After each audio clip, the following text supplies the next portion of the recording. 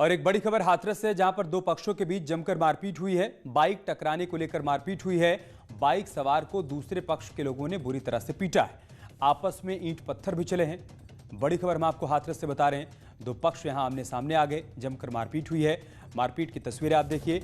बताया जा रहा है कि बाइक टकराने के बाद कहासुनी शुरू हुई और फिर देखते देखते मारपीट होने लगी। दूसरे पक्ष के लोगों ने युवक को बुरी तरह से मारा पीटा है और इस दौरान दोनों पक्षों के बीच ईंट पत्थर भी चले।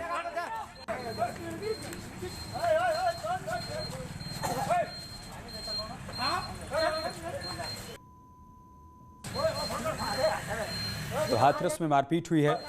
दो बाइक के बीच टक्कर के बाद पहले कहासुनी होती है और इसके बाद यहाँ पर हाथापाई होने लगती है। सड़क पर हंगामा होता है और काफ़ी देर तक हंगामे के हालात सड़क पर बने रहते हैं। संवाददाता सुमित शर्मा हमारे साथ हाथरस से जुड़ चुके हैं। सुमित, क्या जानकारी है? ये मेरे कल देर रात का मामला है। यहाँ पर दो बाइक सवार आपस में भिड़ गए थे, एक्सीडेंट हो गया था, जिसके बाद एक स्थानीय बाइक सवार जो वहां का रहने वाला था, उसके परिजन मौके पर आ गए और दूसरे बाइक सवार को बुरी तरह रोड पर ही पीटने लगे। ईंटों से और डंडों से उसे बुरी तरह पीटा है। स्थानीय लोगों के हस्तक्षेप के बाद मामला शांत हुआ। घायल को उपचार के लिए अस्पताल भेजा गया था। वायरल वीडियो के बाद पुलिस मामले की छानबीन कर कार्रवाई करने में लगी हुई है। अमित, ठीक है, बहुत शुक्रिया आपका हमारे साथ जुड़ने के लिए सुमित और जानकारी हम तक पहुंचाने के लिए। और अब खबर हमीरपुर से, जहां पर कोतवाली में मारपीट हुई है। बीएसएफ जवान का पुलिस के साथ मारपीट करने का मामला सामने आया है। बीएसएफ जवान ने दबंगई दिखाते हुए दरोगा को थप्पड़ जड़ दिया है। दरोगा की वर्दी भी फाड़ दी है। काफी देर तक धक्का मुक्की हुई है। एक मुकदमे में बीएसएफ जवान को पुलिस थाने लेकर गई थी। पुलिस ने बीएसएफ जवान के खिलाफ 4 केस दर्ज किए हैं, लेकिन जिस दौरान थाने के भीतर धक्का मुक्की और मारपीट हुई है वो तस्वीरें हम आपके साथ साझा कर रहे हैं। संवाददाता उमाशंकर हमारे साथ जुड़ चुके हैं। उमाशंकर, क्या जानकारी इस वीडियो के बारे में? बता देना चाहता हूँ, ये मौदाहा कोतवाली का ही मामला है। यहाँ पर एक हुसैनगंज का एक शाहिद नाम का बीएसएफ का जवान है जो दिल्ली में तैनात है। वो यहाँ पर छुट्टी में आया हुआ था और किसी बात को लेकर के ही एक विवाद हो गया और विवाद के दौरान इसके खिलाफ एक मुकदमा पुलिस ने दर्ज किया था। तो पुलिस पूछताछ के लिए इसको बुलाया था और बुलाने के दौरान ये पता चला कि वहां पर विवाद हो गया। इसका एक साथी था, तो दरोगा ने जाकर के उससे बदतमीजी की और जैसे बदतमीजी की तो ये आग बबूला हो गया और दोनों के बीच में मारपीट हो गई। तो देखा जा रहा था कि बीएसएफ के जवान ने दरोगा को भी थप्पड़ जड़े, तो दोनों के बीच काफी देर धक्का मुक्की होती है और उसके बाद मामला कहीं शांत होता है। लेकिन हालांकि पुलिस ने इसके खिलाफ 4 मुकदमे दर्ज किए हैं और जांच रिपोर्ट ऊपर भी भेजी गई है। शुक्रिया आपका हमारे साथ जुड़ने के लिए और जानकारी हम तक पहुंचाने के लिए। और बागपत में ढाबा मालिक पर हमला हुआ है। दबंगों ने ढाबा मालिक पर हमला कर दिया है। ढाबा मालिक और 2 कर्मचारियों को पीटा है। धारदार हथियार से लाठी डंडे से हमला किया गया। घायलों को जिला अस्पताल में भर्ती करवाया गया है। गाड़ी पार्किंग करने को लेकर विवाद शुरू हुआ था और फिर देखते देखते मारपीट होने लगी। दबंगों ने बुरी तरह से मारपीट की है। ढाबा मालिक पर हमला किया है। कर्मचारियों को भी बुरी तरह से मारा पीटा है। इस दौरान ढाबा मालिक और कर्मचारियों को चोट आई है, जिसके बाद सभी को हॉस्पिटल ले जाया गया। बताया जा रहा है कि लाठी डंडे और धारदार हथियार से दबंगों ने हमला किया। गाड़ी पार्किंग करने को लेकर विवाद शुरू हुआ था और फिर मारपीट होने लगी। संवाददाता शहजाद हमारे साथ जुड़ चुके हैं। शहजाद, क्या जानकारी है? अमित, शहर कोतवाली क्षेत्र की ये घटना है जहां बीती रात दबंगों ने जो है एक ढाबा संचालक पर हमला बोल दिया। और ये जो पूरा विवाद है ये केवल इसलिए हुआ कि जो दबंग थे वो होटल के बाहर गाड़ी खड़ी कर रहे थे, जिसको ढाबा संचालक ने खड़ी करने से मना कर दिया। और जिसके बाद जो दबंग थे वो 7-8 लोग इकट्ठा होकर आए और ढाबा संचालक पर हमला बोल दिया। लाठी डंडों से और धारदार हथियारों से ढाबा संचालक और उसके 2 बेटों की जबरदस्त पिटाई की गई है। तीनों लोगों को गंभीर चोट आई है, जिनका जिला अस्पताल में उपचार चल रहा है। अगर इस पूरे मामले में पुलिसिया कार्रवाई की बात करें तो अभी पुलिस ने मेडिकल कराया है और डॉक्टर ने बताया गंभीर चोट आई है और उसी मेडिकल के आधार पर पुलिस मामले की पड़ताल कर रही है। जी, बहुत शुक्रिया आपका हमारे साथ जुड़ने के लिए और जानकारी हम तक पहुंचाने के लिए। और एक बड़ी खबर दिल्ली से आ रही है। जसवंत सिंह का निधन हो गया है। बीजेपी के पूर्व नेता जसवंत सिंह का निधन हो गया है। 82 साल के थे जसवंत सिंह। लंबे समय से बीमार चल रहे थे। वाजपेयी सरकार में कैबिनेट मंत्री थे। रक्षा, वित्त, विदेश मंत्री के रूप में उन्होंने कामकाज किया था और आज लंबी बीमारी के बाद उनका निधन हो गया है। ये बड़ी खबर हम आपको दिल्ली से बता रहे हैं। जसवंत सिंह का निधन हो गया है। बीजेपी के पूर्व नेता जसवंत सिंह ने आज आखिरी सांसें ली।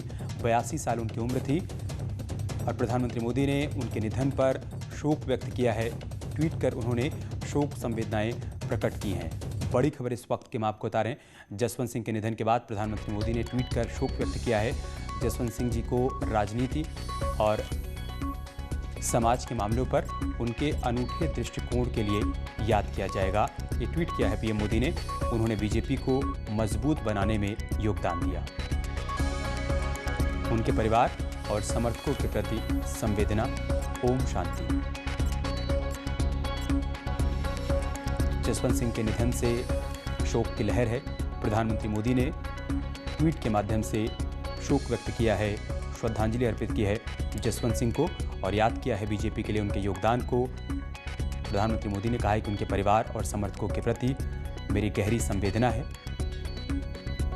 82 साल जसवंत सिंह की उम्र थी, लंबे समय से बीमार चल रहे थे, उनका इलाज चल रहा था और आज उन्होंने अंतिम सांस दी। वाजपेयी सरकार में कैबिनेट मंत्री थे वो। उन्होंने रक्षा मंत्रालय की जिम्मेदारी संभाली, वित्त मंत्रालय भी उनके पास रहा, विदेश मंत्री के रूप में भी उन्होंने अपनी भूमिका का निर्वहन किया और आज उन्होंने अंतिम सांसें ली हैं। बीजेपी के वरिष्ठ नेताओं में शुमार जसवंत सिंह अब नहीं रहे। अटल बिहारी वाजपेयी की सरकार में मुख्य भूमिका में उन्होंने सरकार में तमाम बड़े फैसले लिए, अपनी भूमिका का निर्वहन किया और न सिर्फ उन्होंने रक्षा मंत्रालय की जिम्मेदारी संभाली बल्कि एक वित्त मंत्री के रूप में भी उनको जाना जाता है और विदेश मंत्री के तौर पर भी कुशल नेतृत्व किया था उन्होंने और आज बीजेपी के तमाम नेता उनको याद कर रहे हैं, नमन कर रहे हैं। इसी कड़ी में प्रधानमंत्री मोदी ने भी ट्वीट कर शोक संवेदना प्रकट की है, ट्वीट के माध्यम से श्रद्धांजलि अर्पित की है।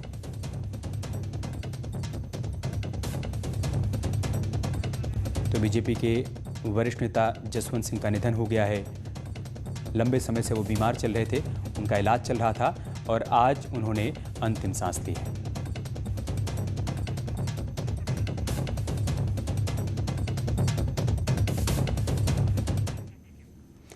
एक बड़ी खबर हापुड़ से है। बदमाशों से मुठभेड़ हो गई है पुलिस की। पुलिस और बदमाशों के बीच मुठभेड़ की खबर आई है।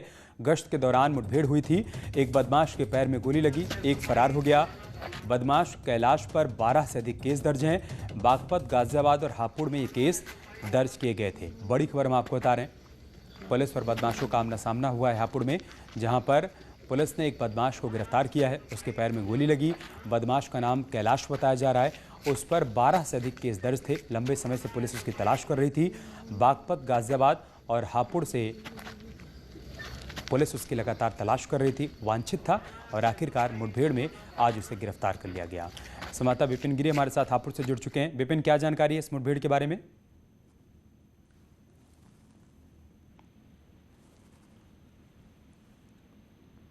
विपिन, आपको आवाज मिल पा रही है? नहीं मिल पा रही है।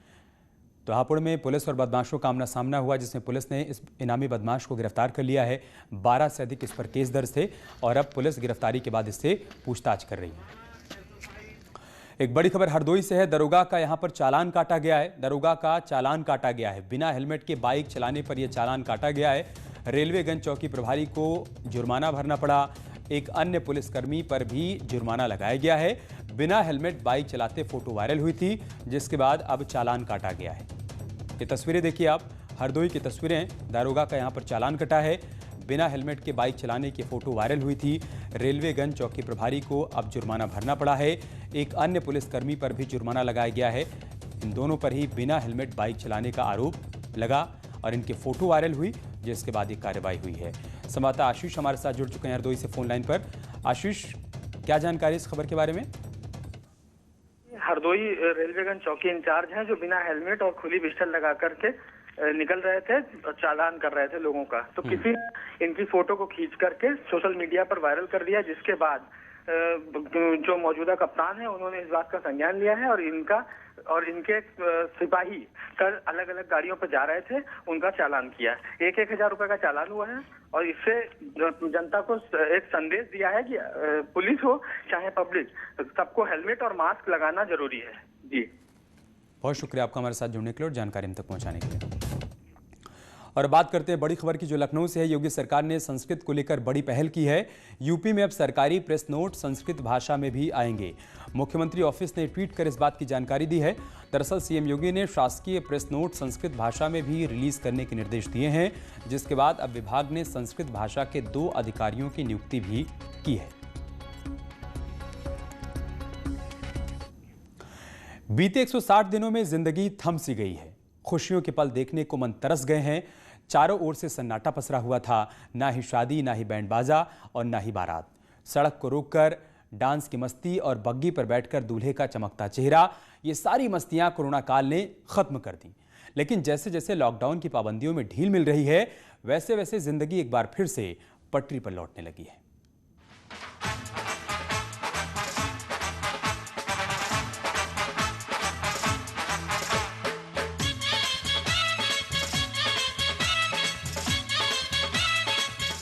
सड़क पर ऐसी मस्ती भरी तस्वीरों को देखने के लिए आंखें तरस गई हैं।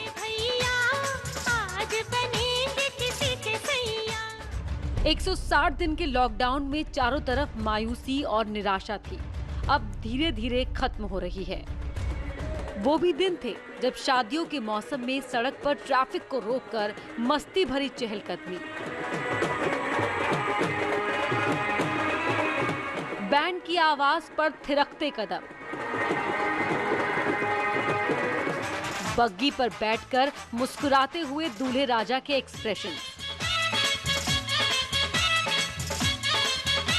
और सज संवर कर धूल भरी सड़कों पर महिलाओं का डांस।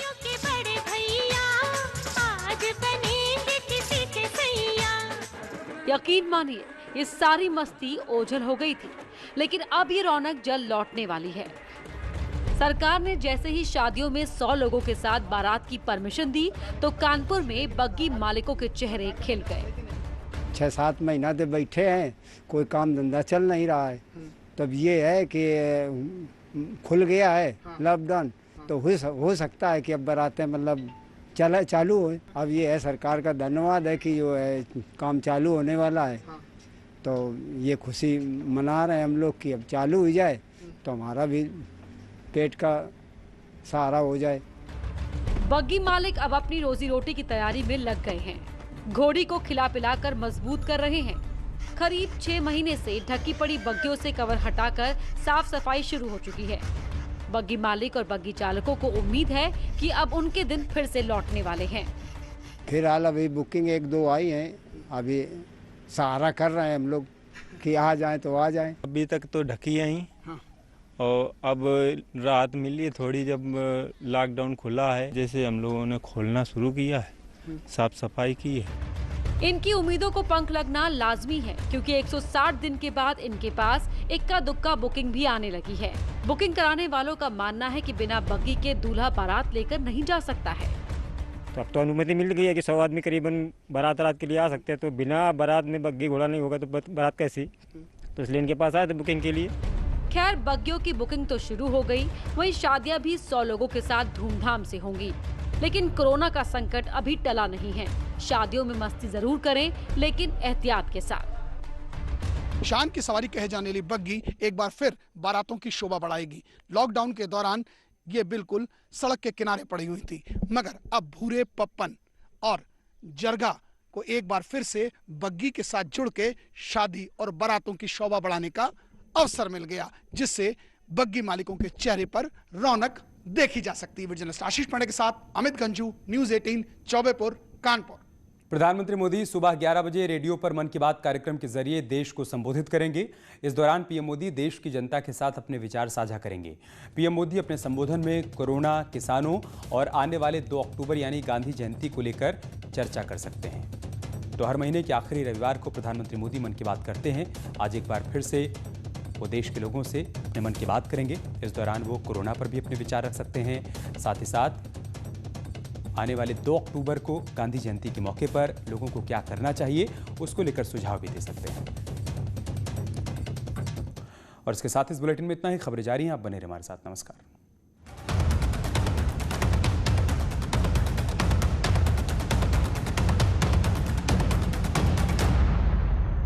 इस न्यूज हेडलाइंस के प्रायोजक